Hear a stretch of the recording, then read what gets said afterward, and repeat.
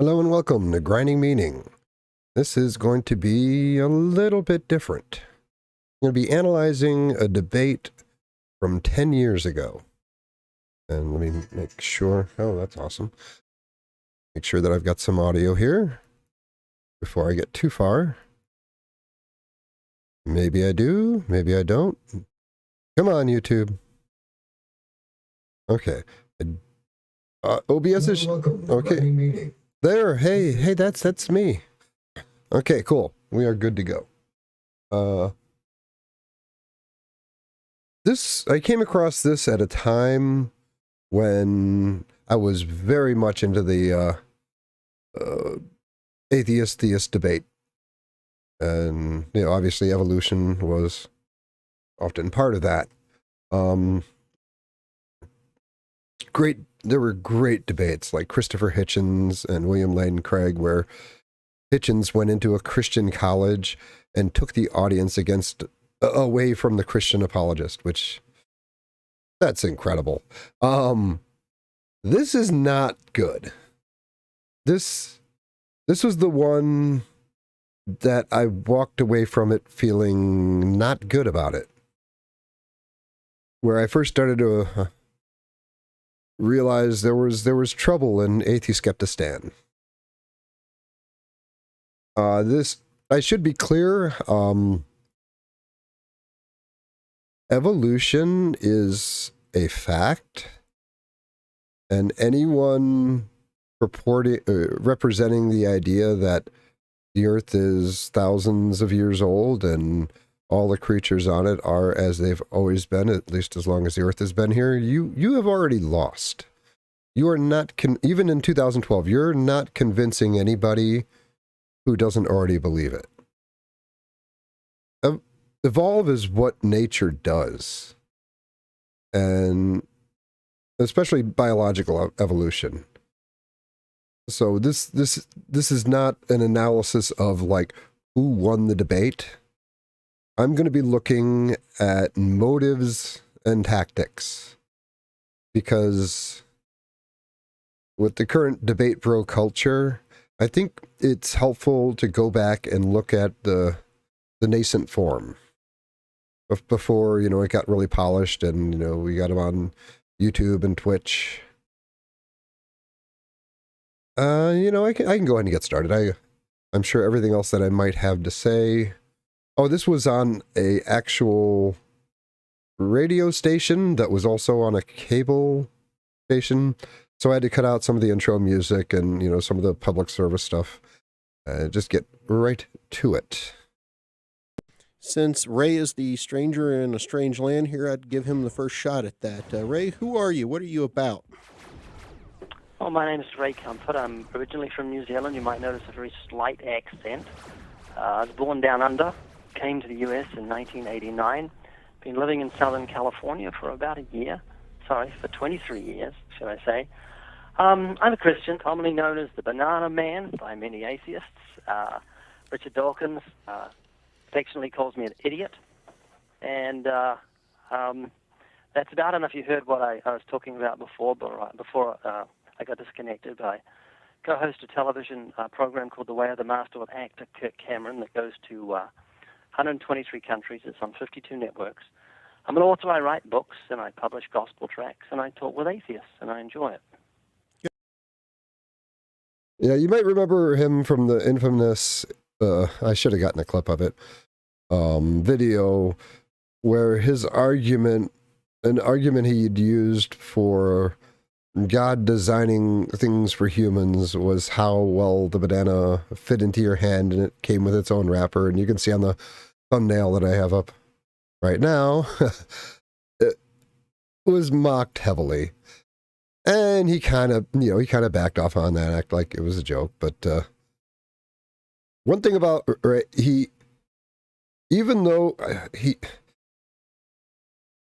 I guess I've sort of had a change, not so much a change of heart, maybe a change of heart, in that even if he's completely wrong, he's polite and he's interested in interacting with people with whom he disagrees. And those are actually admirable traits. I suppose ambushing college students and putting them on the spot to prove evolution is pretty much a dick move.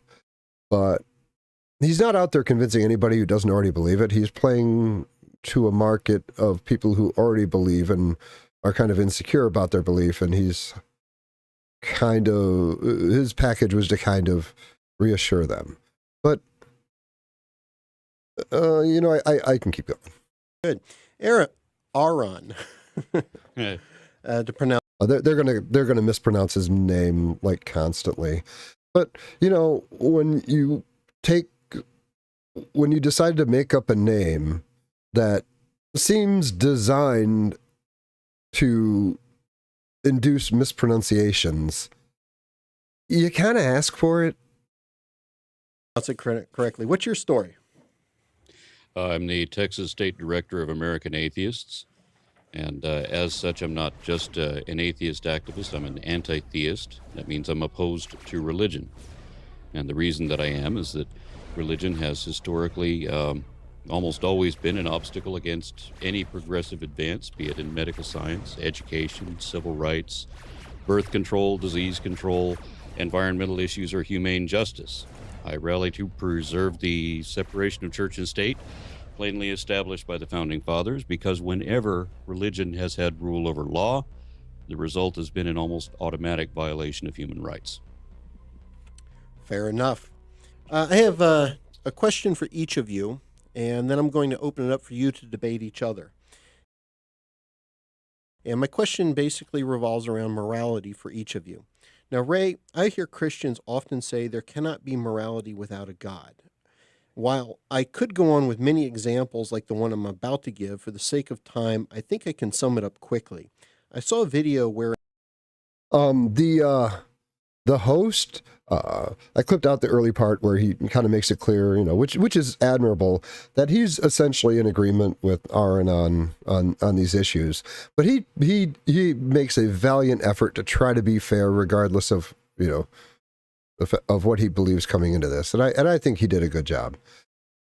Although this question, it's a position that even in 2012, virtually no Christians still held. But, he's trying. an owner of 3 dogs walks into a room and is holding an empty food wrapper. She asks who got into the treats. 2 of the dogs wag their tails and look at the 3rd dog, who goes into complete submission, whimpering and hiding its head.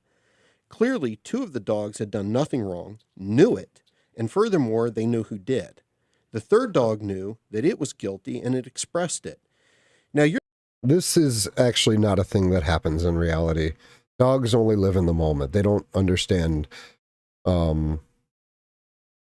They may react to the owner's tone differently, but they don't carry around the knowledge of the actions that they've taken. That's why you need a clicker when you're training them, because they need the feedback right when it happens, and that's why, showing them their mess in the house and then putting them out helps them associate the 2 things. Because if you just come yell at a dog for something, they don't know what you're upset about. They know that you're unhappy and that it's time to go into submission, but they don't retain the knowledge of the previous actions they've taken and experience guilt over their own memory of it, nor would the other dogs remember who did what in such a way as humans. So there's some anthropomorphization, I think that's a word, going on here, where when people see this, and there are YouTube videos where this appears to happen, but that's not how dogs work.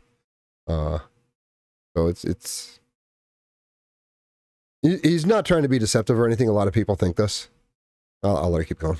you're not going to say that dogs read the Bible and follow the Word of God.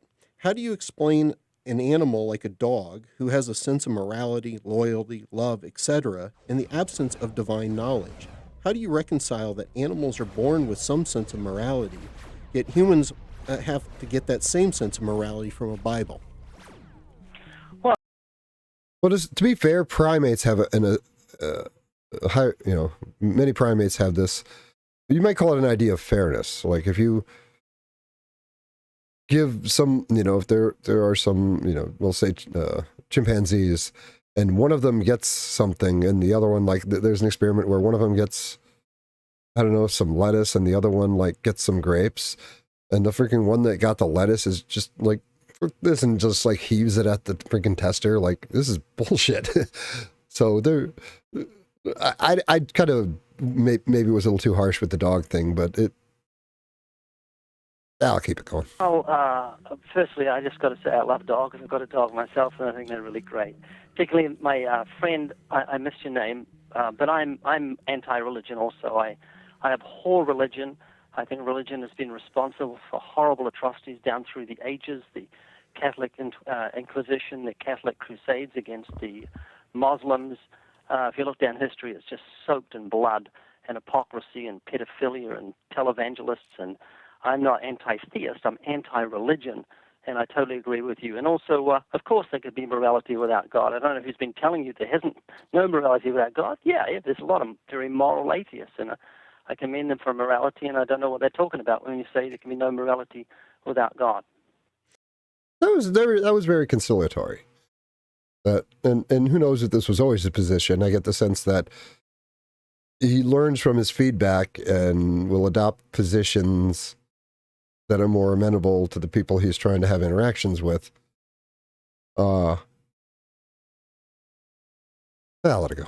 Okay, Aron, my question is also for you on the issue of morality. I hear how some atheists, often argue that atheism has a better sense of morality than religion because of things like war and exploitation and other like arguments that are done in the name of religion. While I agree it is important to follow truth and evidence, could one also argue that atheists are in fact no more moral than someone who is religious? I ask this because of people who I have a great deal of respect for, like Christopher Hitchens, who did things like advocate the Iraq War, where it has now claimed over 1 million lives. And that's not an isolated incident. There's many cases where atheists have rationalized illegal and destructive wars and other forms of repression. It seems to me that even people who set aside belief in a God are every bit as capable of rationalizing the very same abuses as their religious counterparts. Does this mean that the argument of morality has more to do with the human condition than religion versus non-religion? What makes atheism stand apart from? This is really good. This is actually excellent because it kind of touches on the idea that, like, humans, when they get behind an ideology, will do bad things. Wherever the power collects, bad actors will be drawn to that and often do bad things. And that it's the religious, non-religious, or, theistic, non-theistic, or atheistic, or anti-theistic, isn't a dimension. It doesn't really have a moral dimension to it as far as it comes to doing bad things. And the host did a great question here.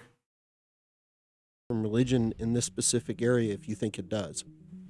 Well, just as you wouldn't, I don't think in most cases you wouldn't generalize theism as being, or most theists would not lump themselves in with, Hindus and China and some of the other more distant religions.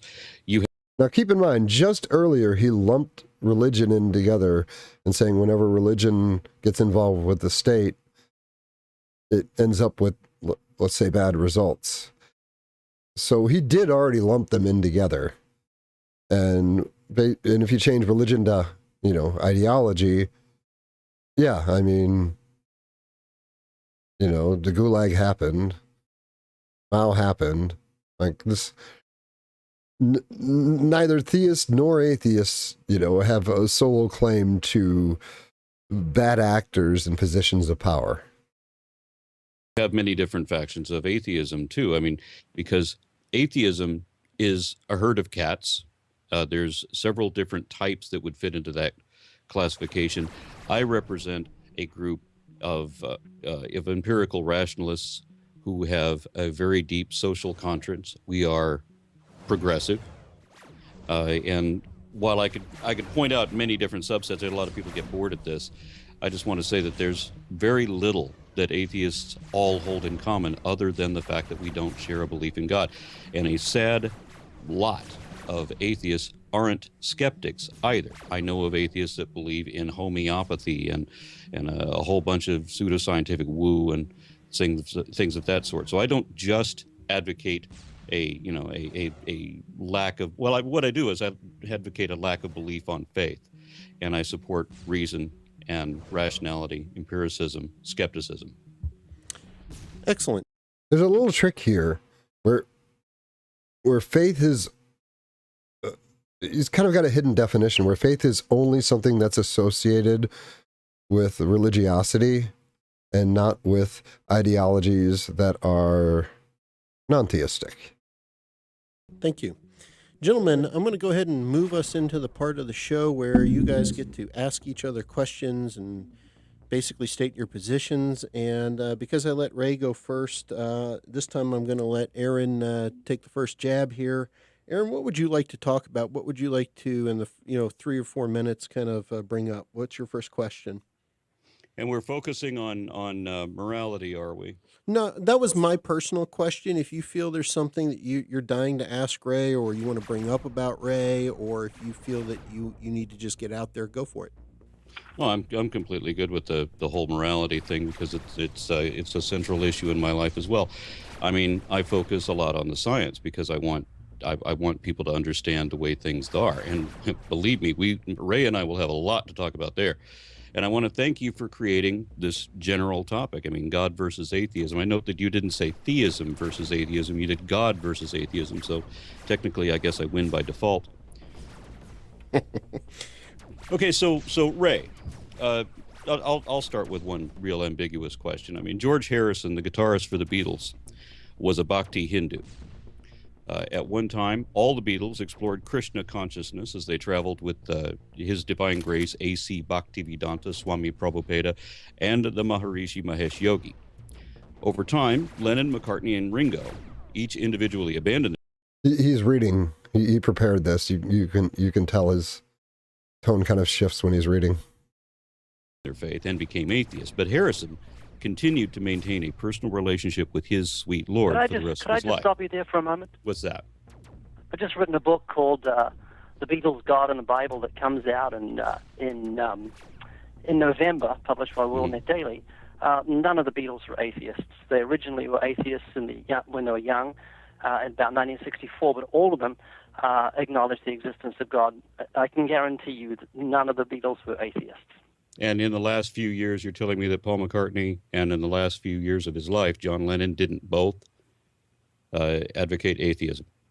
No, he was very anti-Christian, but they were never atheists. I've got so many quotes about from John Lennon about God. Same with. I'm not sure how you're like, okay, we're talking about morality. And then he starts talking about the Beatles. I'm not sure how that connects.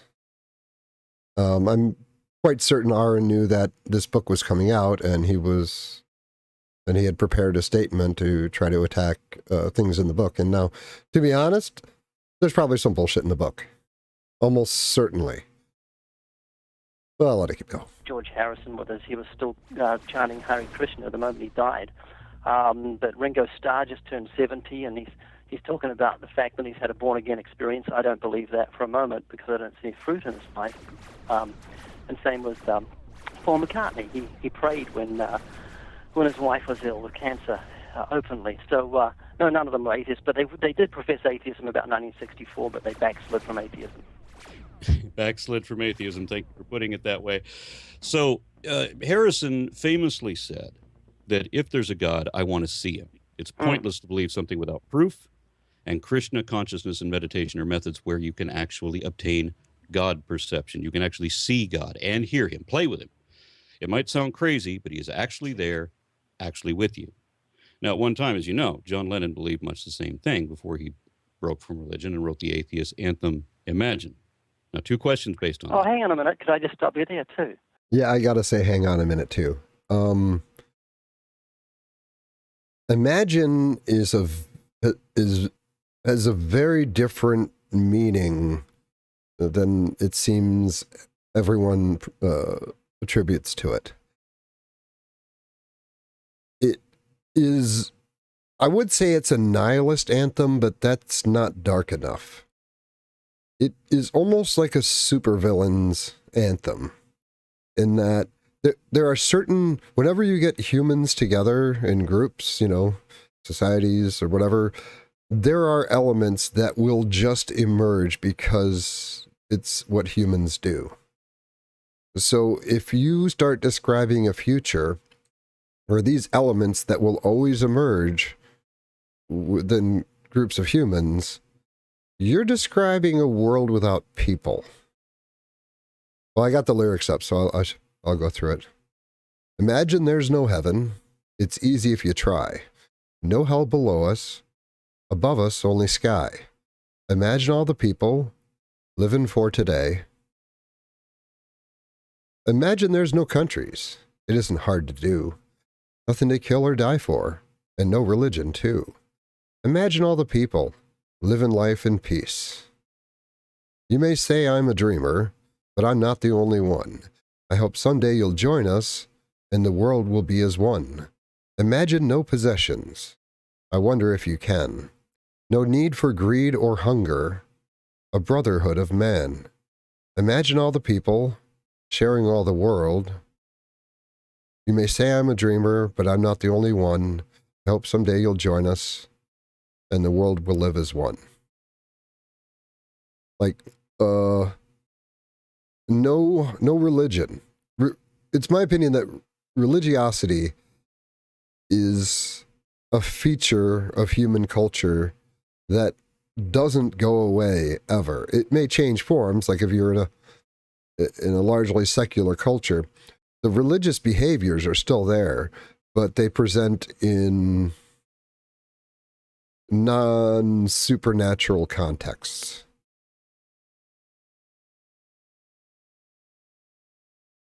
It does really sound like it's advocating for a world where everybody's dead.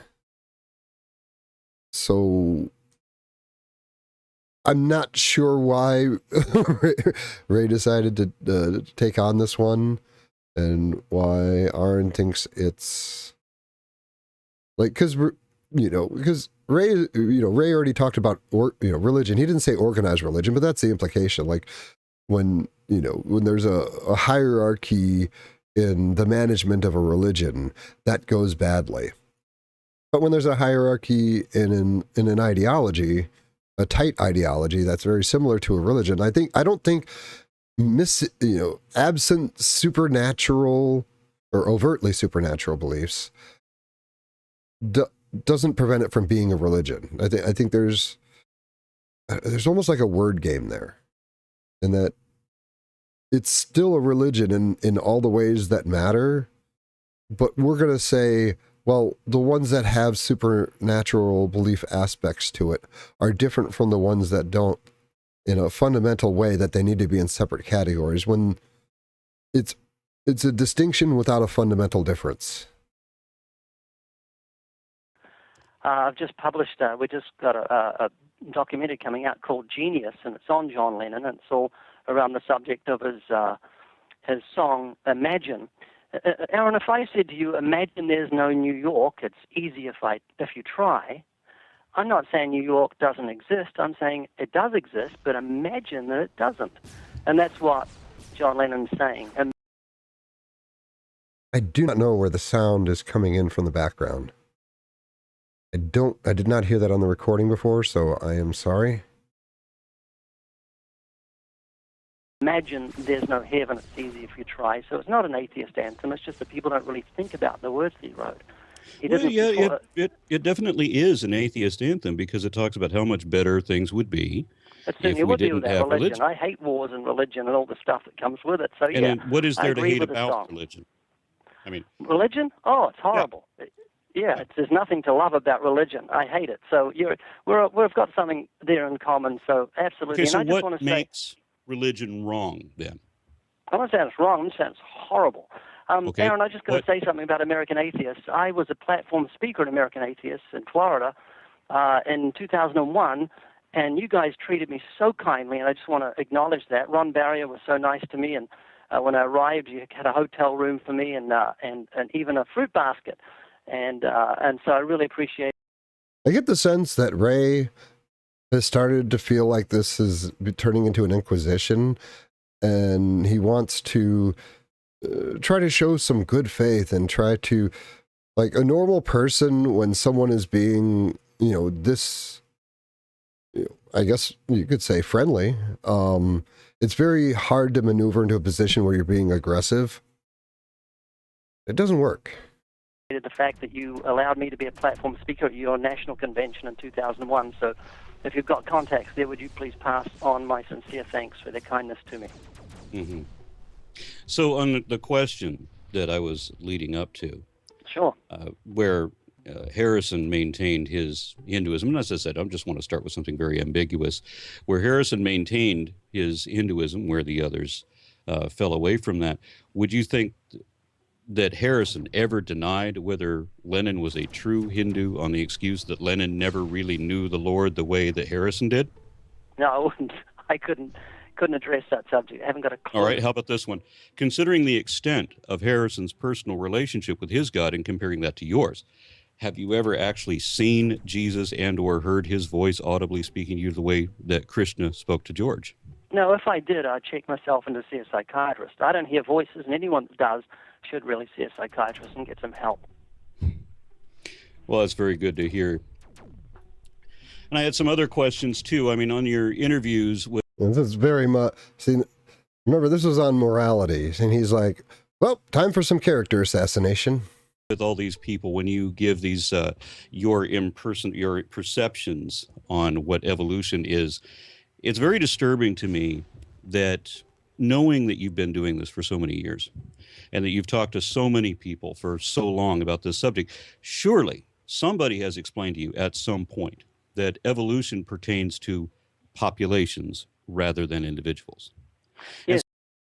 See, Aron is working from the assumption that Ray knows that it's all bullshit and is a completely cynical huckster just trying to make money off of Christians. And he underestimates the ability of people to, once they've locked into a belief, some things just don't change.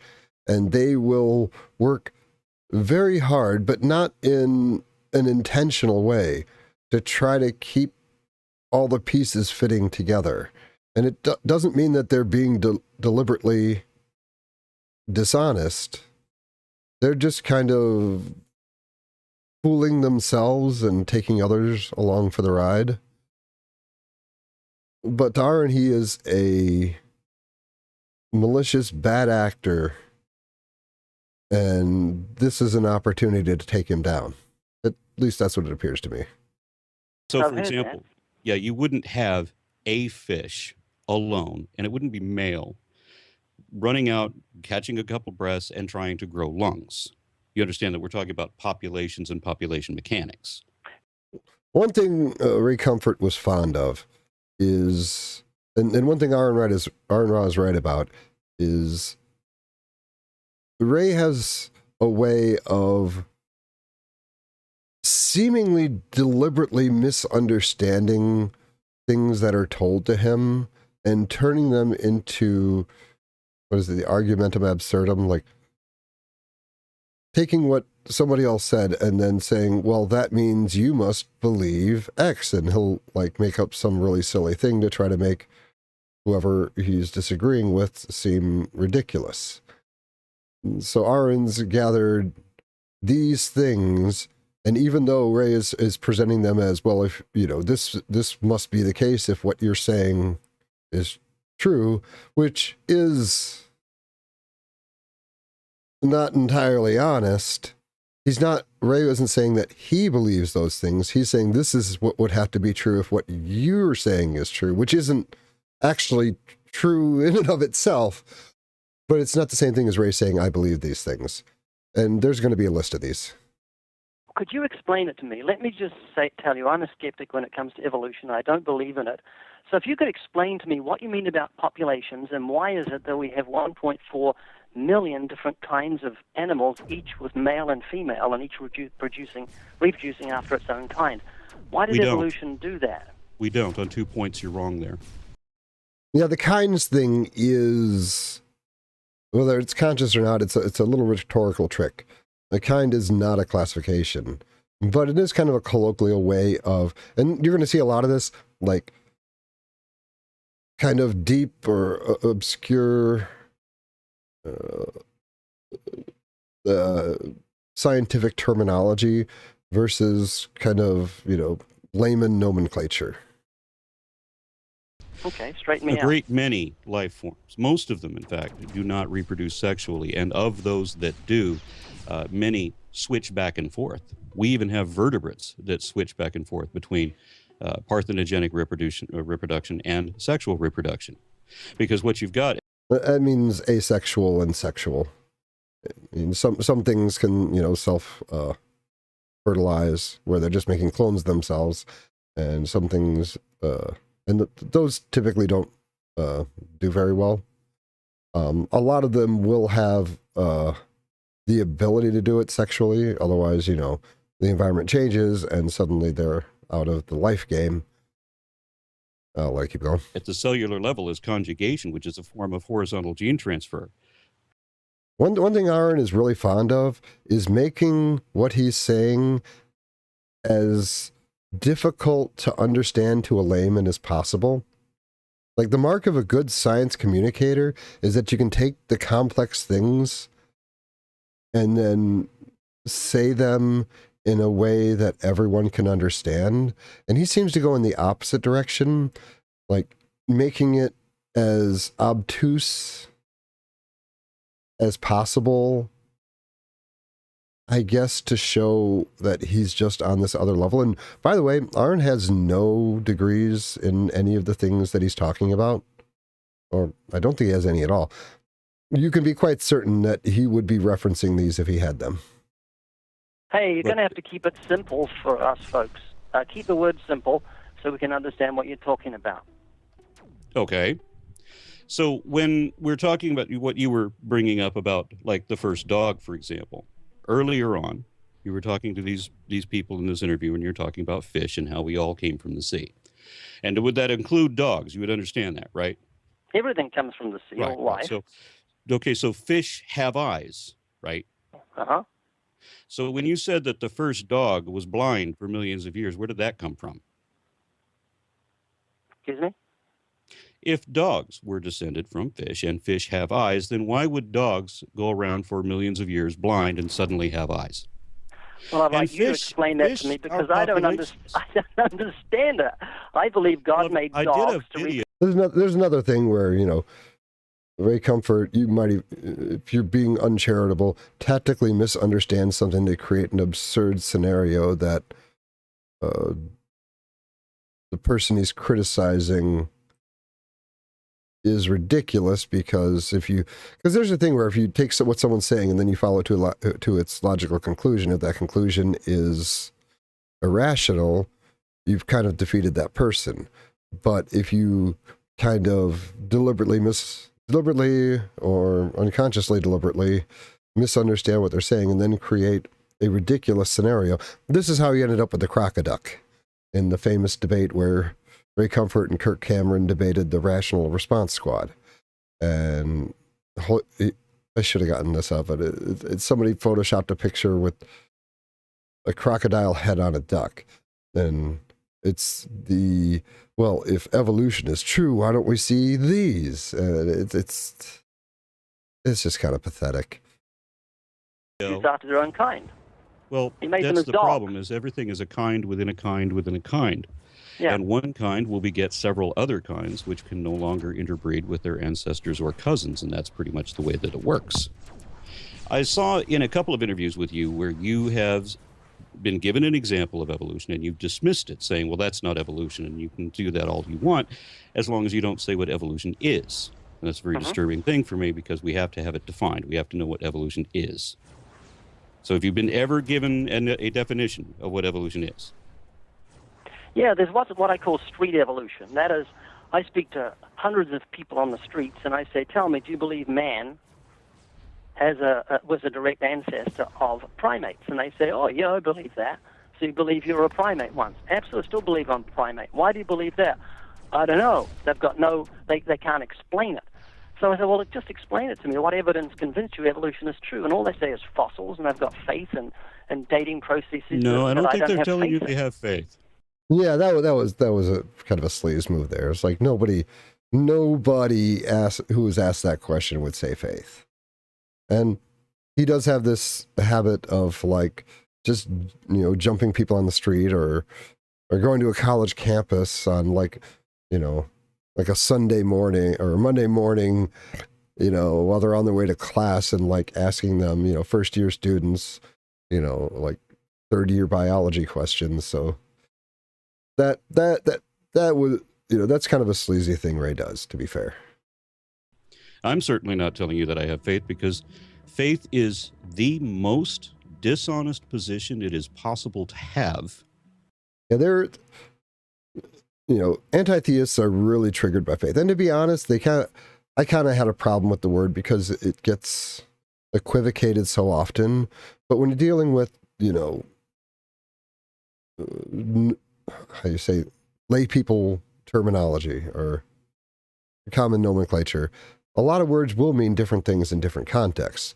But some words used by less than honest people will switch between definitions mid-sentence, essentially, for whatever will serve them best. And for most people, when you say faith, it depends on the words around it.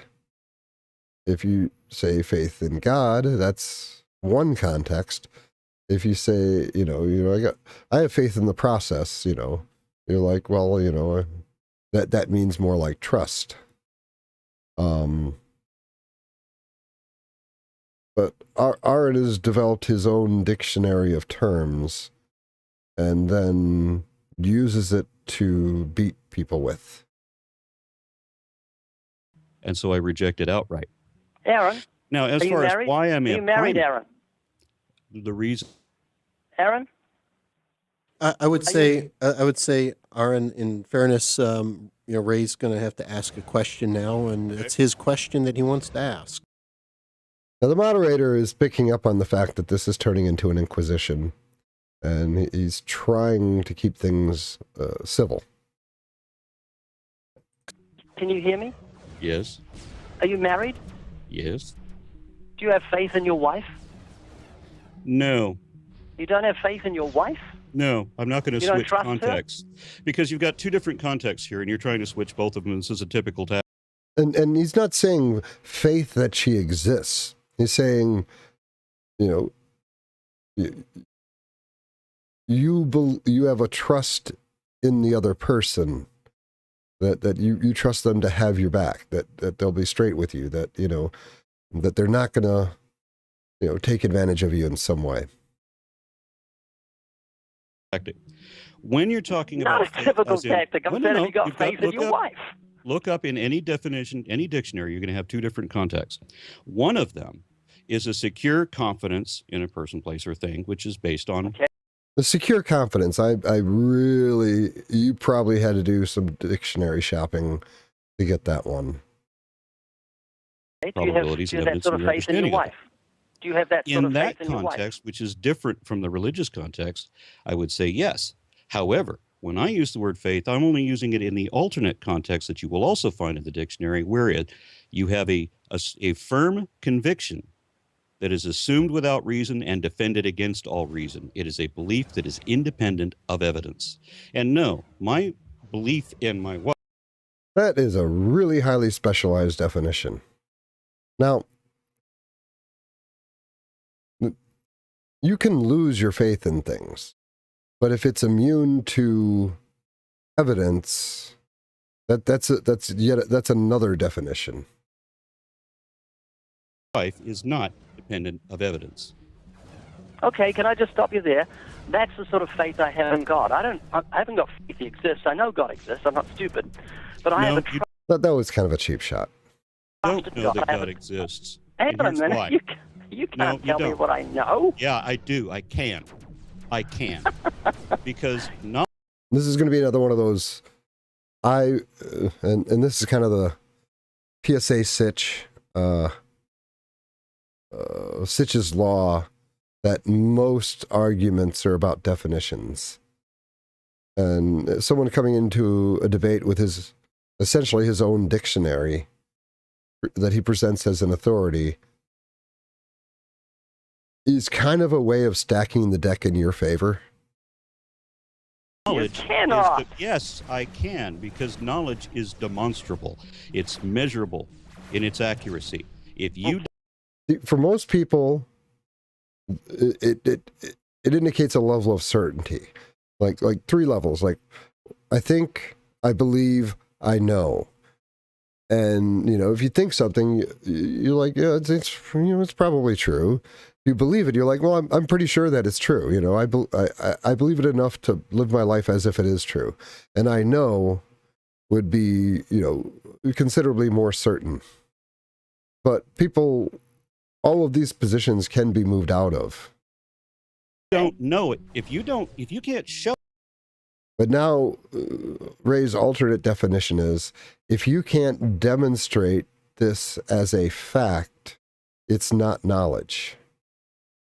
Which is, I'm sure he pulled from some academic dictionary that applies to a specific situation. You don't know it. You just believe that you do. It's the difference between knowledge and belief. Knowledge is justified. You can Aron, demonstrate. you do not have faith in your wife. You do not know your wife. You cannot demonstrate it to me. She does not exist, period. Now you're being skeptical. No, I'm not. I'm just telling you the type of philosophy you have. No, I don't have that. Yes, because I you can. just said Because I can show her to you. You and I can both verify it objectively. How do I know it's your wife? Any number of tests that we need to perform. I don't want to perform tests on your wife, Aron. If you ask me to prove that my wife exists, and I can't ask do it. you, You can't do then it. I can certainly do it. Your How can you do it? greatest strength, Ray. And again, there's a little subtle equivocation going on here, where when you talk about faith in your wife, it's not faith that she exists. So it's kind of an apples and oranges comparison here. Your greatest strength, and possibly your only strength, is in pretending that you don't understand simple things. Okay. Aron's not wrong about that. That is a tactic that he does use a lot. I've seen all these debates with you, and that's what you always do. You always Aron, back into an Aron, how would you assumption prove to me that- your wife exists? Come on. I could present her to you. I Yeah, can what show was her, I saying? show How do her I know this is your fingerprints. I can wife? show her a birth certificate. How would you present to I'd me? have to have belief How it's a would birth you- certificate. I'd have how to would believe you- it's a birth certificate.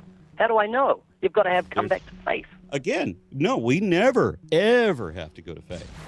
Because faith is, as I said, the most dishonest position it is possible Well, to you've have. got no faith in your When- wife. Yeah, I'm not sure you're going to find a dictionary that says faith, the most dishonest position you can have. I don't think you're going to find that. When you ask me to present my wife, and I ask you to present your God, one of these people are going to step forward, and the other one's going to remain in your imagination. Okay, now let me ask the questions, okay? It's my... Would it be funny? I probably should have looked this up. If Aron's wife divorced him and took a bunch of his money since this, then in a weird way, Ray would have been right. My turn. By all means, please. Aron, you're an atheist, so you believe that nothing created everything, a scientific impossibility. Is that correct? Yeah, this is the thing where the apologists would work in the word create. Create implies a creator, and you're kind of smuggling in a premise by using that word. Correct? No, I don't. As a matter You of believe fact, something created everything. No, I don't believe it was created. Okay, Now, Lawrence let's Krauss say and you I have believe argued. nothing was responsible for everything. Is that what you're telling me? Let me explain this to you. I've had this Okay. argument with Lawrence Krauss, and I attended a very brilliant lecture with him where he explained the concept of nothing in 4 different ways. And it was a very complex topic, and I would just like to leave it at that he understands nothing, and I am confused by nothing, and I'm perfectly happy to stop there. However, Yeah, Lawrence Krauss actually has some really cool lectures on YouTube. As long as he's talking about physics and not religion, he is freaking brilliant. To give you an idea of the different types of nothing that he talks about, I'll spend a few minutes on this. You say that there's nothing in that room. Well, there's actually, air, nitrogen, oxygen, carbon dioxide, but a bunch of other,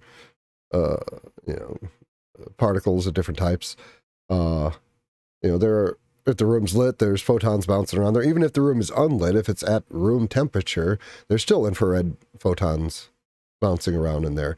You also have, probably some cosmic rays shooting through there, and billions and billions and billions of neutrinos will pass through the room over the span of just a few seconds, if even that long. And the room is not empty. And you're like, okay, well, how about in the vacuum of space? Well, in the vacuum of space, you still have, photons shooting through it, and particles of different types, and including the neutrons and cosmic rays. And even in the vacuum of space, far away from any kind of solar system, there's still a great deal of activity, including what's sometimes referred to as like the quantum foam, which is basically these. They're not really virtual. I'm not sure why they call that. It can be measured by something called the Kashmir effect, of these particles that pop into existence, annihilate each other, and return to non-existence. And this is happening super fast at a super tiny level all the time, even in an area where there are no actual normal particles or energy existing.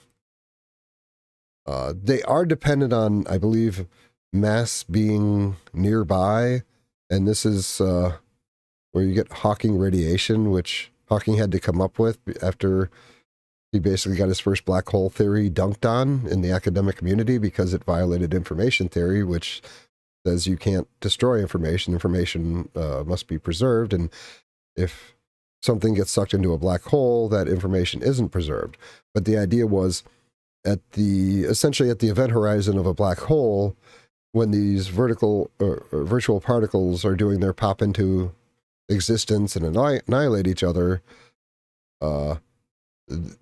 since their existence is related to the mass nearby, particularly the mass of what's being swallowed by the black hole, that instead of annihilating each other, one will get pulled into the black hole and one will escape. And that is essentially Hawking radiation, and how Hawking saved his black hole theory. Actual nothing, let's say, you fast forward the universe a few trillion years, and, we've passed the heat death point.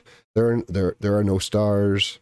Even like basic matter is broken down. Like protons actually will eventually, break down into their quarks, and they'll break down into smaller stuff. Eventually, you'll hit a point where no particle or subatomic particle is close enough. They're all at like absolute minimum energy level, and nothing is close enough to anything else because of the expansion of the universe that there are no things that will interact with any other things ever again.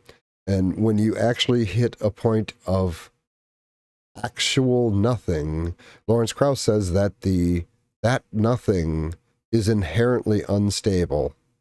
And since time doesn't really exist, it's essentially inevitable that it will become unstable, and something like a Big Bang will burst into existence within this nothing. And that's essentially a description of the beginning of our universe. My perspective is something similar to a Cartesian coordinate system in an asymptote wherein t equals 0. At 1 second equals infinity. Okay, he's clearly just reading, and he's trying to sound really smart by using a bunch of like obscure terminology. But what he's talking about is the universe doesn't really have a beginning because time and space came into existence at the start of the universe. So you can't measure time to the beginning because the rate at which it came into existence. How do I describe this? Okay, you have an object traveling at a whatever speed, it doesn't matter. And then you cut the speed in half, and you cut the speed in half. And you just keep cutting the speed in half for an infinite number or nearly infinite number of times. You will never reach zero speed. Now, kind of imagine the concept of that's kind of what it looks like for time as you approach the Big Bang. In that there's no outside perspective to the Big Bang. The Big Bang isn't something that happened in pre-existing space. The Big Bang was the origin of space. It's not something that could be observed from the outside. And if you're on the inside of it, well, okay, you're nothing nothing that could observe would be on the inside of it. And so you can't run the clock back when the clock essentially ceases to exist in any meaningful way before you get to that point, and you can't actually reach the beginning of the universe by just traveling further and further back in time. In the same way you can't reach zero speed by constantly cutting your speed in half. I think that's what he's talking about, because he clearly doesn't know what he's talking about. He should have watched some more Lawrence Krauss lectures. If you have a rupture in space-time, something equivalent to a black hole, then you have an eternity with a hypercosmic catalyst, which we will never understand. And this is what caused the inflation of the Earth, or the universe. It's not a person. See, hypercosmic isn't an answer. It's just saying something did something outside our universe, and that's what caused it. It's not a creation. It certainly wasn't a magic spell. It wasn't abracadabra and it happened. And the other problem that we've got with Where this did is it come from, Aron? What? Where did it come from? What was in the beginning? What caused this? I said hypercosmic. If we have So a that rift was the cause. That was the first cause. It was hypercosmic. No, that wasn't the cause. You asked for the origin. What was the cause? According to string theorists, it was a collision of hyperdimensional brains or membranes. Where did they come from? How would we know? You the don't point know. is, we can't assert. Yeah, string theory is not good. They've been spinning their wheels since like the 60s or 70s and have managed to produce exactly zero predictions about anything we might find. By any scientific metric, it's not something you should be citing, but it sounds good. And there was a time where string theory was really exciting because, matter is just these vibrating strings of energy, which, sounds cool, at least to a layman, but if your model doesn't allow you to predict things that you can find later to confirm or disconfirm, it's not really science. Things that we do not know as if we know That's them. it. Just say it, Aron. Say, I don't know. That's what most atheists end up saying. You can't pretend to know things you cannot actually know. That would be dishonest. Yeah, you should just pretend to know by using sophistry. It's just like saying you know that God exists when you can't show it. Of course I can show it. No, you can't. I saw you on Nightline. You failed miserably. You had an opportunity to present. That was a pretty pathetic showing on Nightline. He's not wrong about that. Evidence. And what you did instead was to show a bunch of logical fallacies of circular arguments. Oh, okay. I do have one other thing that I was going to play. Since he's deciding to criticize people for logical fallacies, I actually have a little clip from him, and this was only like a year or two after this debate, near or during the Atheism Plus and a lot of the weird pseudo-religious stuff the atheist community was doing. I could not get the whole clip. I had to pull a piece out of somebody else's video because his lecture on this seems to have been disappeared. But this 4 seconds should suffice. If you are not a feminist, you are a sexist. That's what you call a false dichotomy. Anyway, back to this. Routing back to assumed conclusions. You said that you were not going to use faith, and that's all Okay. you did use. Let me come back to my original question. You believe that nothing is responsible for everything, which is a scientific impossibility. Right, and I don't believe that because it's a scientific impossibility. Let me explain something Okay. else. Well, I mean, if Lawrence Krauss is right, and nothing there may have been, previous universes, and then in the unstable nothing long after the heat death of a universe,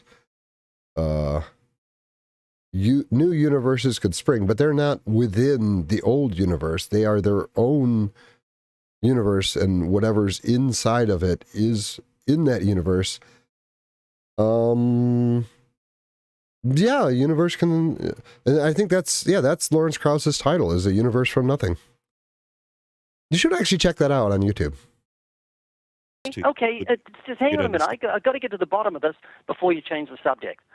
So you believe something is responsible for everything. It wasn't nothing. It had to be something that was the first cause. You just don't know what it is. Therefore, you're not an atheist. You're an agnostic. So it's Wrong, up. because Say, you I'm don't not an understand atheist. the definition of an atheist either. An atheist is anybody who is not convinced that an actual genie, or excuse me, an actual God, same thing, really exists. Was that really necessary? If you're not convinced that... Well, I take the definition you gave at the beginning of the program. You said an atheist is someone who don't share a belief in God. So you're an atheist. You don't have a belief in God. Right. Okay, so you don't have a belief in God. You don't know what created everything. You know it was something. It wasn't nothing. He just can't help himself. He's got to slide that word create in there, which implies a creator. You just don't know what it was. It wasn't God. You know that for sure. No, but I don't know there was that something. for sure, because I don't pretend to know things I don't really know or that no one even can know, which Well, is why you that- can't say that you know that there's a God. Aron, you have to let me speak. You have to let me finish. Okay? It is unfair of you to say you don't know to me, because that's What? You assuming can say the have. same. You don't know where the universe came from. You don't know that it was a God. Well, let's take aliens, for example. Now, personally, I don't think beings from other worlds are visiting here. They're almost certainly out there, probably further away than we'll ever interact with, but they're almost certainly out there.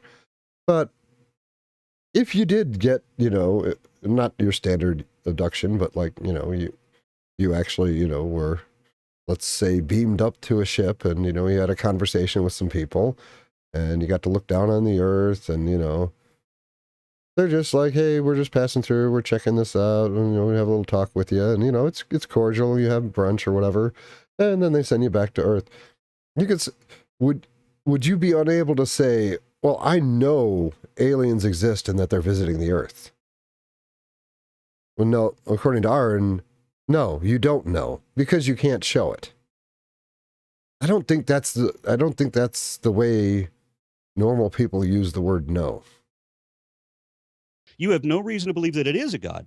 You believe it without reason, which means it's faith, which means it's a Aron, you've got to let me speak, okay? Or it's just one-sided. All I keep hearing is your voice every time I try to say something. This is feeling very Kathy Newman, Jordan Peterson. You are there. Like, this is not a discussion. This is an inquisition. And it's like, you are not... I have to wonder about Aron Ra's motivation here. You're obviously not going to convince Ray of anything. You are not going to convince anybody who finds Ray convincing that Ray is wrong. You are not going to convince, anybody already in your camp. You're not changing their mind on anything.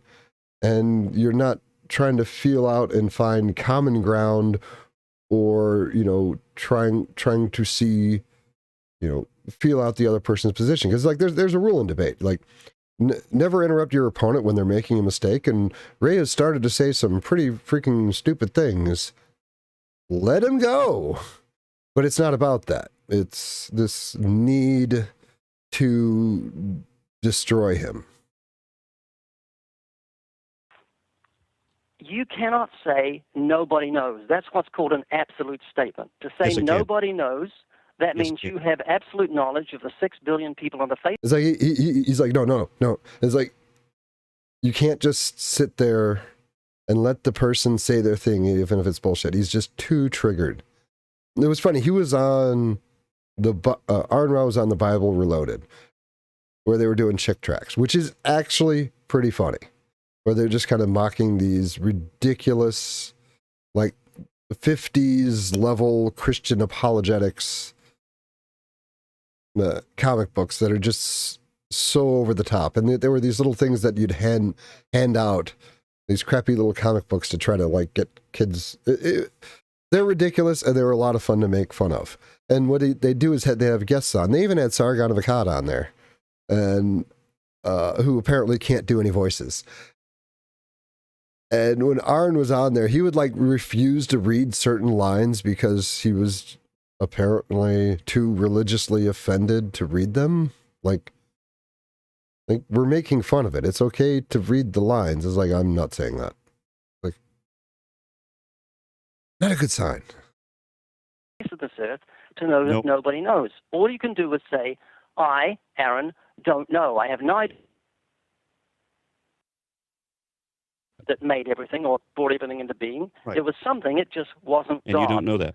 And that's where you come Neither down does to. anybody else. You're an agnostic. No, because Gentlemen, you don't know what an agnostic is. gentlemen, I Someone want who to, doesn't know. gentlemen, I just want to No. break in here real quick, and I am going to dispense with the public service announcements, and due to the lost time at the beginning of the show, some I'm a questions, and it looks like we got somebody calling in now. So if I can go ahead. Agnostic is one who considers it impossible. Oh, wait. Okay, 1 second. I got to answer his question. Yeah, An he's like, agnostic no, I'm not is done. one who considers it impossible for mortals to have knowledge of the supernatural, specifically where it pertains to the properties or nature of God. The agnostic position is weird. I think South Park did a good job on it. Like, well, you know what? This is. I'm going to go on too long. I'll let it keep going. Most atheists are, in fact, agnostic. Agnostic. Okay.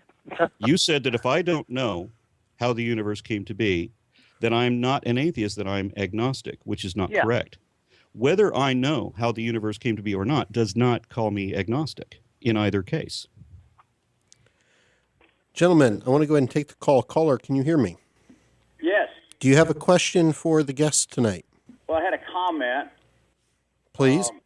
that This is first terrible. exists The host does a good job of Before Before rephrasing I it. can hear anything of what our caller is asking. Okay. I'll go ahead and pass that along. He's saying that Ray's position is that you have God, who is animate, making animate things happen, and he is not aware of anything doing that other than people. And I'm just wondering what your thoughts all are on that. Yeah, my thought on that is that this is where the supernatural blends with the natural, and whenever God reaches his hand into this plane, he should pull his arm out dripping with physics. He should leave evidence. We should not be required to believe on faith. The only reason that we are required to believe such things on faith is because they are not true, because there's only one thing in the universe that needs faith, and that's a bad salesman. Ray, He's so triggered. your so take true. on that? We don't need faith to believe in God. The whole of nature screams of the genius of his handiwork.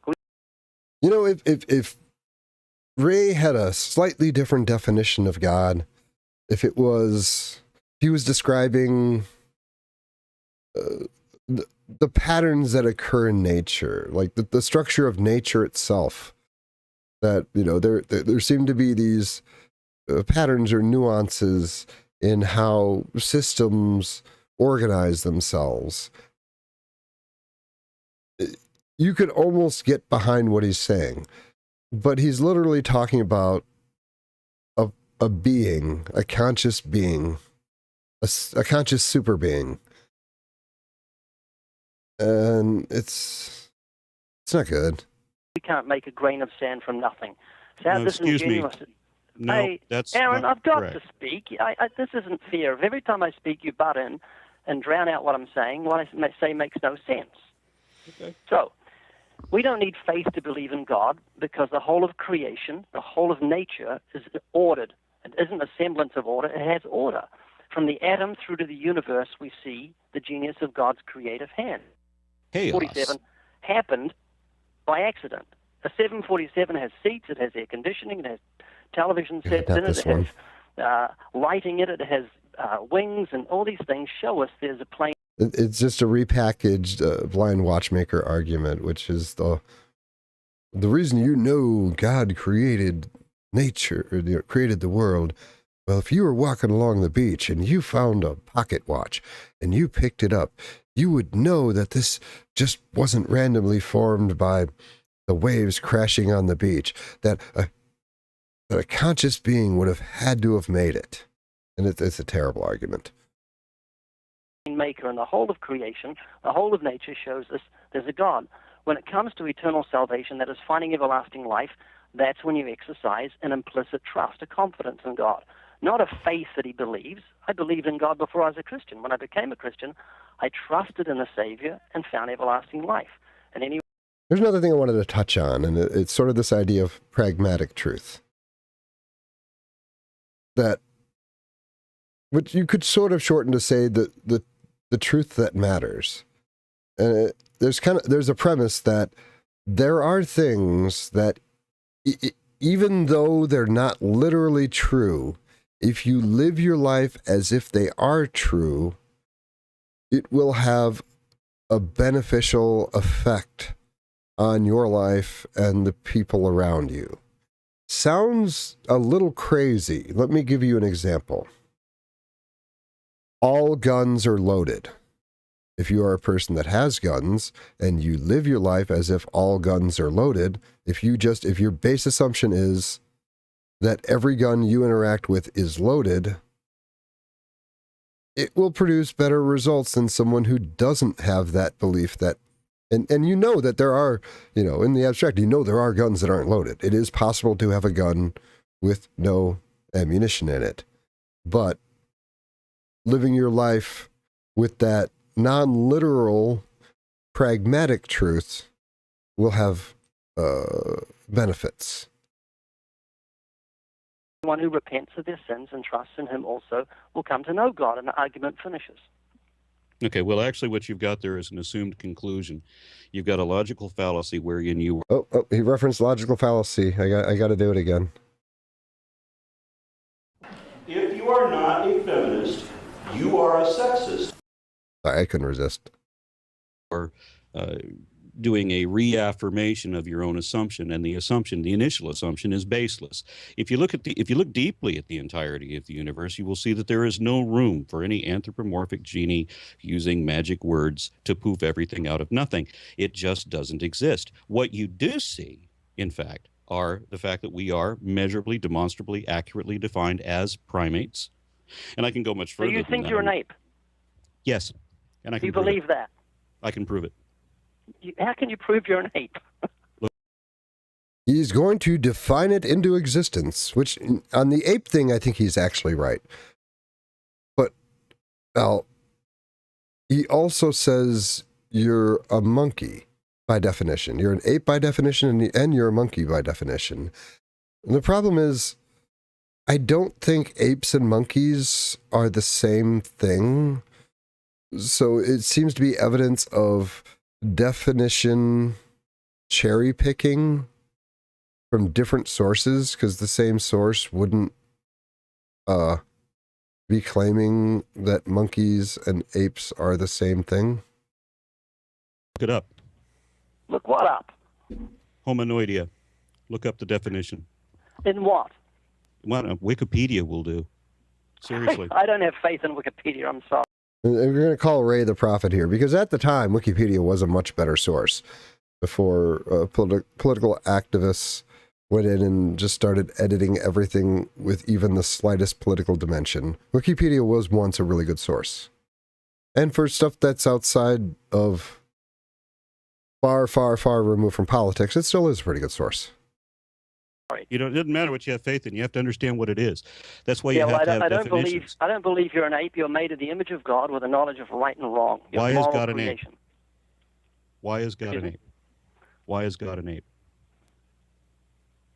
Again, you have to know what these things are. You have to have a definition to start from. Before you can say that I'm not an ape, you have to know what an ape is. You have to be able to show me why I'm not an ape. I'm going to tell you I know that I what it am is. an ape. I know what an ape is. I can prove that I'm an ape. And all you need to have is the definition. I ask you to look it up, and you won't. Same thing with evolution. You'll tell me what is. And I guarantee that if you pulled out Webster's right now and read the definition, Aron would be like, well, that's not the right definition. And then you pull out, I can't think of another dictionary. Roget's? Or they just did the thesaurus? I don't know. Not evolution, but let's find out what evolution is, shall we? Wikipedia tell you? No, I've got much better on this. I have, for my own convenience, I have a series of definitions on a recent blog post. Wow. He went out definition hunting for definitions that suit his agenda. He's essentially just admitted to that. Called, submissions or offerings to the Atheist Encyclopedia, or Atheist Dictionary, actually. It'll be So easier atheists for you have to their look own up. dictionary. Yeah, basically collecting definitions that best serve the purpose of his new church, atheism. I can't believe I'm saying that. Because I used to hear like, oh, atheism is just another religion. I'm like, no, it's the absence of religion. And it's like, well, now looking back on it, there's been a lot of that where I realized that a lot of the old like Bible-thumping preachers saying ridiculous things, they were wrong at the time, but it's starting to seem kind of prophetic now. Yeah. Giving their own For a definition. few terms that you can't find readily available on regular dictionaries, because regular dictionaries don't have accurate scientific definitions. If you look up the word animal, for example, in any number of dictionaries, they're going to give you the wrong definition. Animal is a scientific term, and you'll only find it in scientific sources. Biological sources are the only places where you're going to get an accurate definition of that. You're also going to get contradictions, which shows you that different dictionaries can't be trusted. You have to have a consensus of all of them, which is what I tend to do. When I'm looking up my definitions, I look up the... Tend to do. You know, when you're forming a consensus by yourself, it's a bit sus. the common usages for many different definitions and find out where they are consistent. This is how I come up with them. Now, in looking up what an ape is, there are... Now keep in mind, he is not scientifically educated, not formally in any sense. You might say he's a layman. Several specific characters that they each have to have. Your teeth, your fingernails, your fingerprints, your genetics, your hair follicles, the number of them, everything, the type of eyes that you have, all of these things are all strictly ape characters. And yes, we can prove that you are an ape. I can even go further and prove that you are a monkey. Not that you were a monkey, not that you came from monkeys, but that you are a monkey right now. Okay, Aron, I think I'm a pig. Pigs have got eyes, pigs have got mouths, pigs have got teeth. I've got friends that eat like pigs. I sound like a pig when I sleep. If I need blood... I can't help but like this. I mean, even though it's kind of bullshit, like this is actually a pretty slick maneuver. If I need a blood transfusion, I can use ape blood. If I want skin, so I could have pig skin for... But you don't match the criteria. If there's a burn, I haven't finished speaking. Doesn't matter. Pigs You don't match the criteria. You do not deserve the right to speak. I disagree with what you're saying, so I will interrupt you. It's like, how arrogant do you have to be to decide that the person you disagree with has no right to speak or at least finish what they're saying? Yes, they do. No, you don't. I'm a pig. I believe You don't have it. hooves. for example. Excuse me? You don't have hooves, for example. A what? What I'm talking about is a biological classification, and it gets very in-depth. The classifications that I'm talking about are hundreds of characters long. They're very complex. You match the criteria for apes, and you match the criteria Speak for yourself, monkeys. Aaron. I'm not an ape. I was made in the image of God. can I'm a moral prove it. moral being. We I don't can want prove to. it. That's ridiculous. Yes, I can. You see, Aaron, I've I got don't 3 believe videos that'll evolution. I prove it think to the you. greatest oxymoron on the face of this earth is to use the word science along with evolution. Evolution is a fairy tale for grown-ups. You have to receive it by blind A faith. fairy tale? It's unprovable. It's not been proved. A I fairy don't tale. believe it. I used to believe it, but evolution is ridiculous. Ray, you Yes. told several people that you thought a fish, a individual fish, a male. Okay, I thought I would read Britannica.com's What's the difference between monkeys and apes? Monkeys and apes are both primates, which means they're both part of the human family tree. As distinguished relatives, we should probably be able to tell them apart, but when you look at a gibbon or a marmoset, how do you know which is a monkey and which is an ape? The quickest way to tell the difference between a monkey and an ape is by the presence or absence of a tail. Almost all monkeys have tails, apes do not.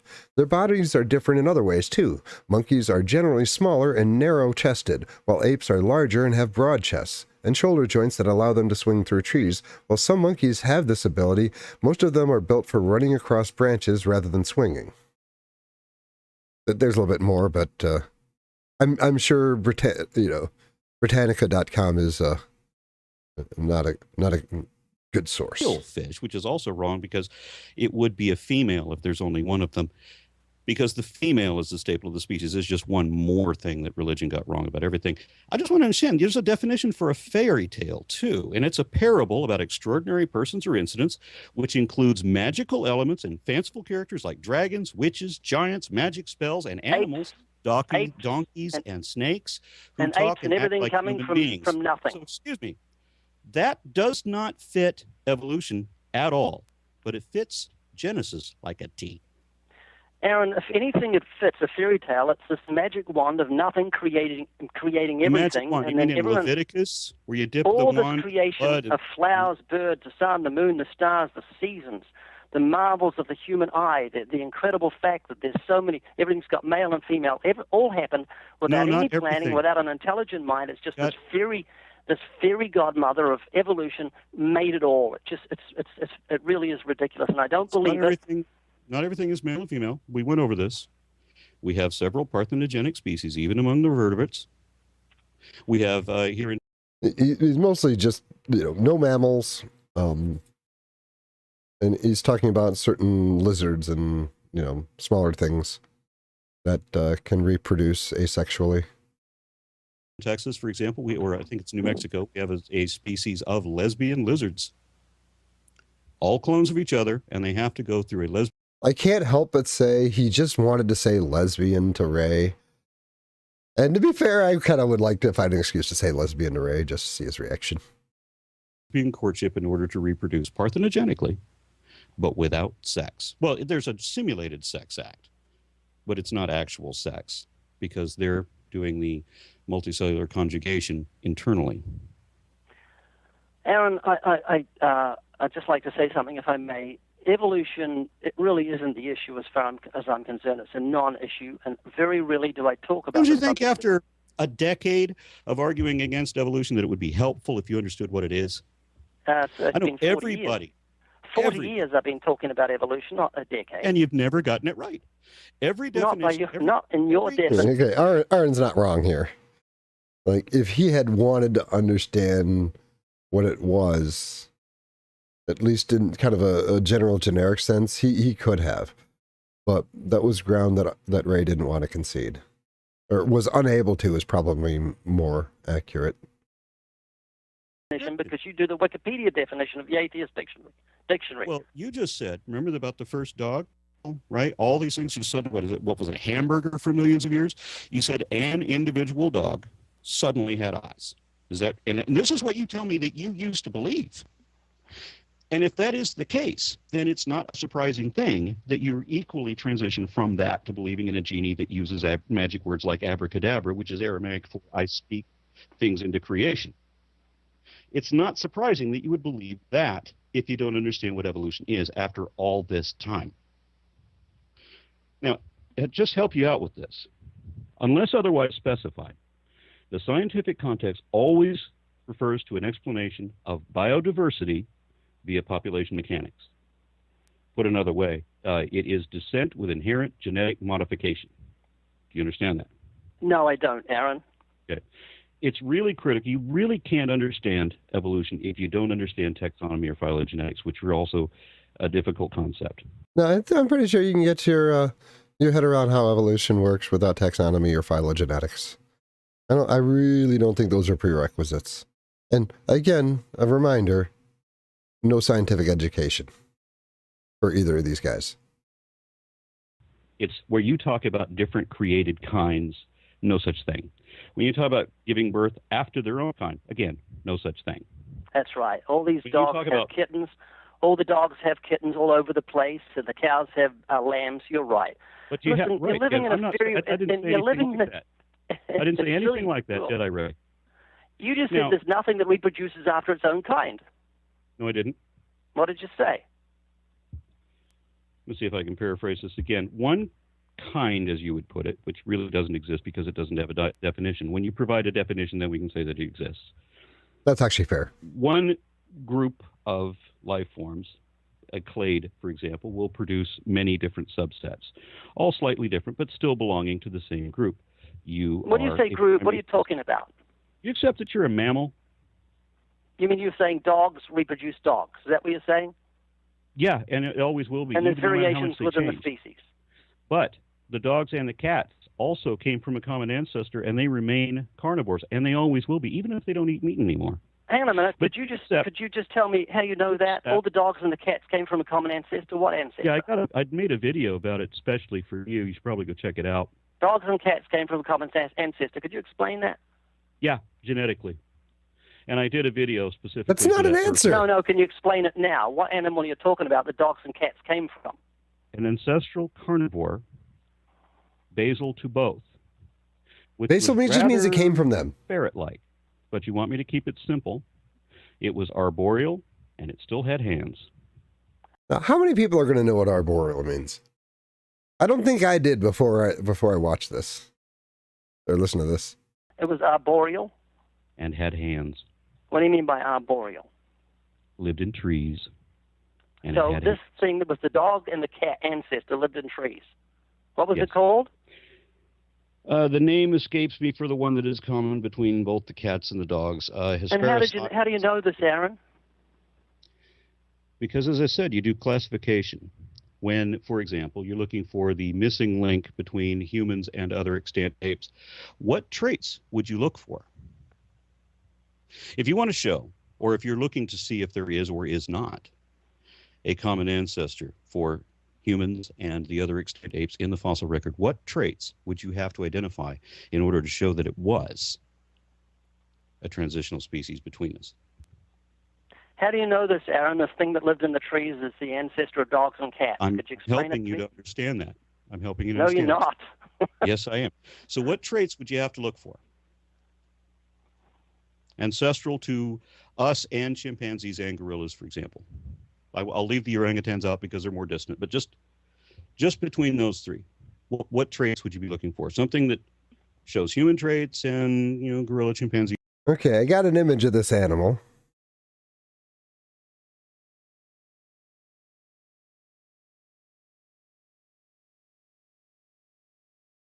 And this is called a... I don't blame him for not remembering it. A Hesperocyon. Hesperocyon. Hesperocyon? Hesperocyon. Those don't look like hands. Those look like paws.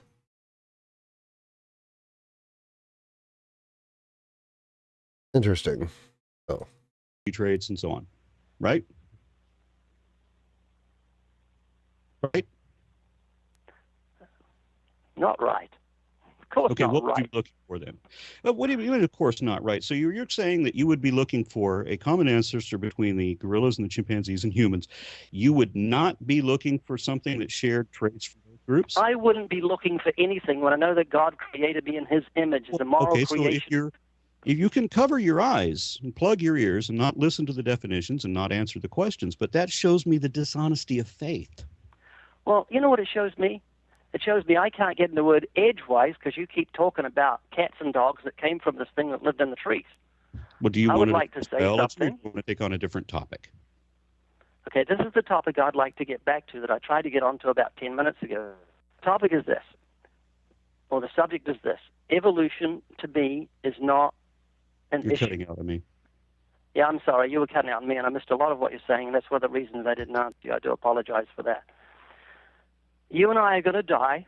The God that created all things offers us everlasting life. He is holy and perfect. He set aside a day in which he'll judge the world in righteousness. If we die in our sins and God gives us justice, we'll end up in hell whether we believe in him or not. Yeah, I know this is The painful. standard is absolute perfection and Let morality. If you let look him at a get through woman his and lust spiel. for her, I think he's commit earned it. adultery with her in your heart. If you lie, you're going to find yourself in hell. That's how high his standard is. But he's rich in mercy, and he provided a Savior so we could have our sins forgiven. One who died on the cross for us and rose again on the third day. And now God says if you repent and trust in Jesus, he'll reveal himself to you and grant you the gift of everlasting life. That's the gospel, and that's what I preach. I very really talk about evolution. All right, so Very let me make sure I understand this. If you lie, you go to hell. Is that really what you want to say, Ray? Now, all of us have a multitude of sins. If you go through the commandments one by one, you realize you've committed sins against God, and probably in the hundreds of thousands. So would you say then that if you lie, Ray, that you're going to hell? Of course. Yeah, it's just like this isn't about ideas at all. He came in to do an inquisition on Ray. He had this opportunity to communicate science to the listeners, to have a dialogue, to let Ray make a fool of himself by just letting him talk when he's saying stupid crap. But that got in the way of the primary goal. To destroy debate bro style. Okay. Let me just make sure I understand that. I mean, so you don't think that it's dishonest to assert as fact that which is not evidently true. You don't seem to have a problem with that, where I certainly would. I would call that a lie. This is so Kathy Newman. So what you're saying is, well, this is what I've been talking about with evolution. That's you just gave a perfect definition of evolution. I can prove my points about evolution. You're ducking and dodging, but I can prove that. No, you can't. Yes, I can. I can prove it with the dogs and the cats, too. Like I said, I've back got to faith. Whether or not I believe you. There's no faith. It goes down to genetics. It's down to faith in what you've... Okay, there's another issue with like using the word faith. And Ray is kind of equivocating on it without probably realizing it. It's, again, like I said at the beginning, evolution is a fact.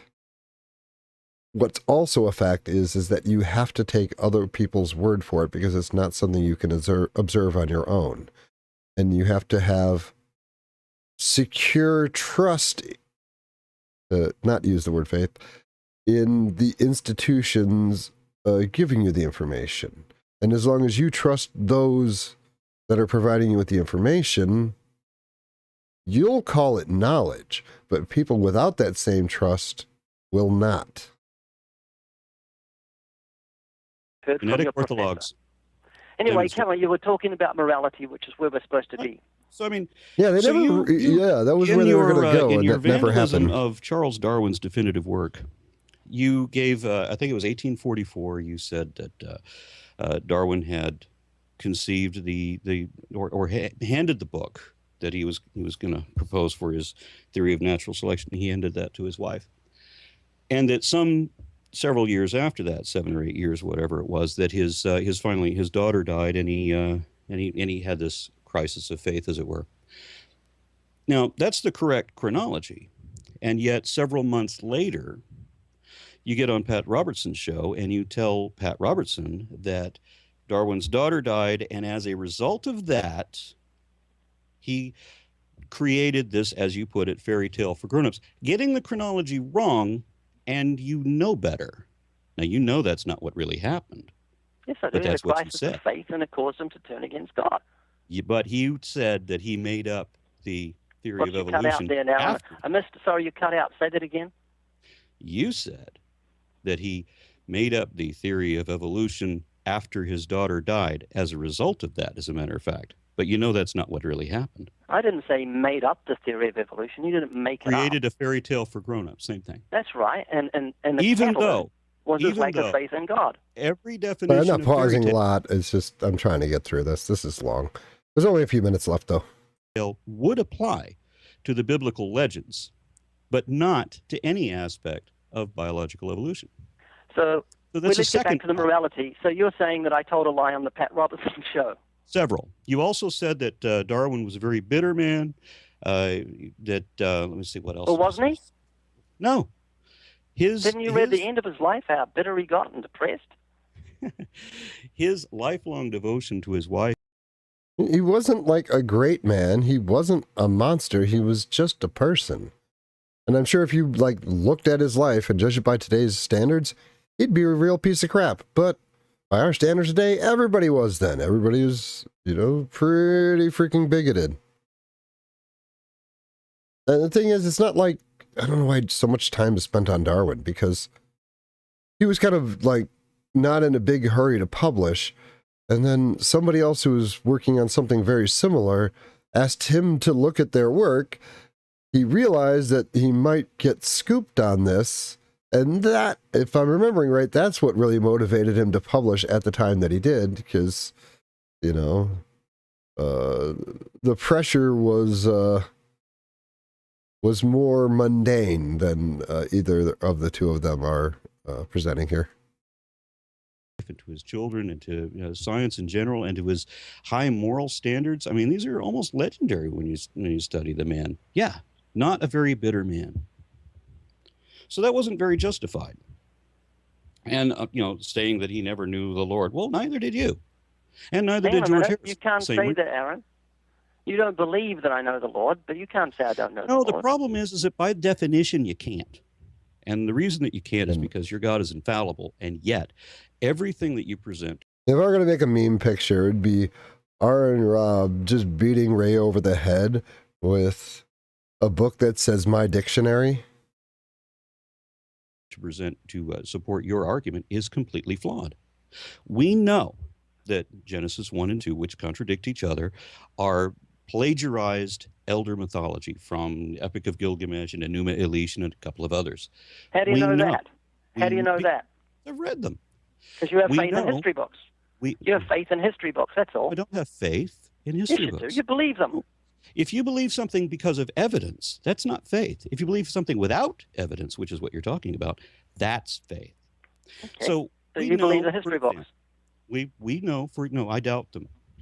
But I don't doubt everything because I'm not unreasonable. I don't have to doubt whether my wife exists, and I don't have to doubt whether yours exists so that I can justify something that I know on some level doesn't exist. Wait, I know on some level. I thought you either know it because you can show it or you don't know it. What is this on some level crap? Which is what you're doing. See, when you have the one definition of faith, which is the secure confidence in a person, place, or thing, I have that and you don't, because you can present any question you want. I will never cower.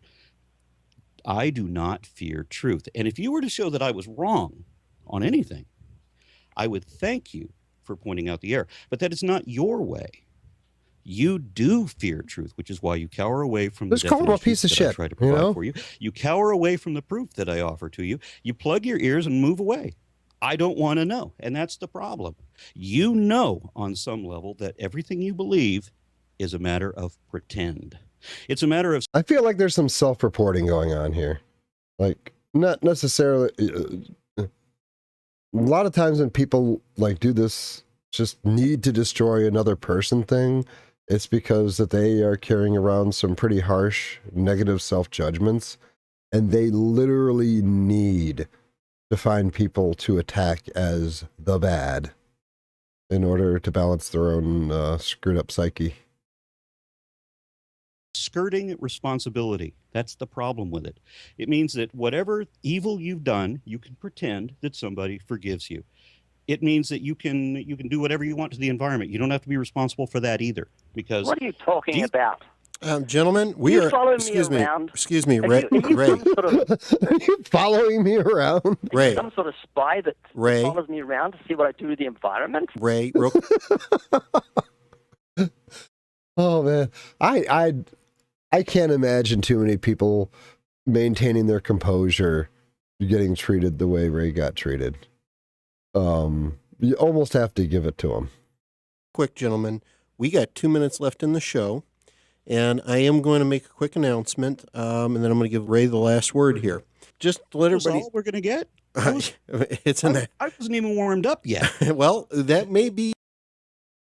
Well, he's kind of validating my thing. Like, no, I have more self-hate to redirect onto another person here. That we need to look at doing a second episode then. Paul, why don't you just keep Aron on the show? He doesn't need a guest. Well, just let me, I'm going to give you the last word, Ray, but I want to just make a quick announcement.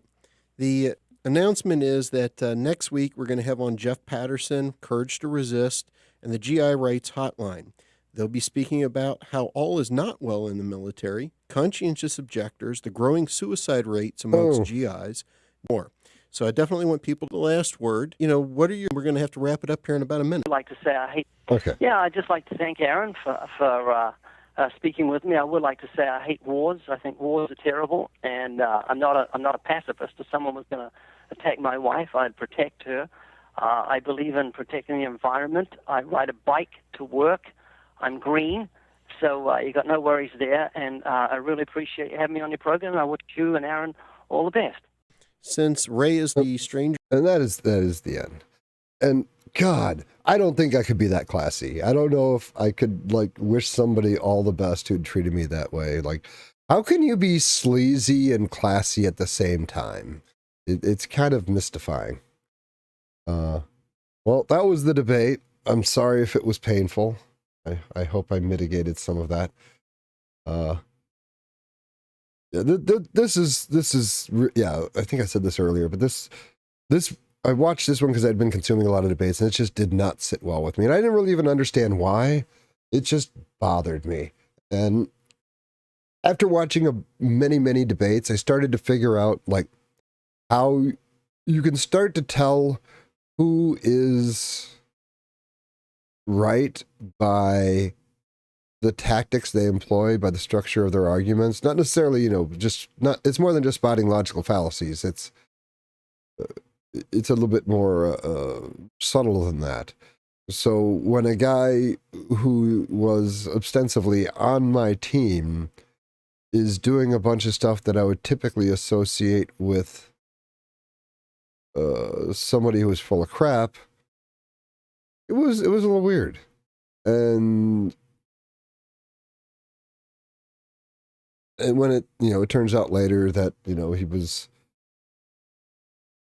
a far left ideologue type personality, and with a lot of these people that was just, the atheist community was just a way to bash on the structure of existence, which is,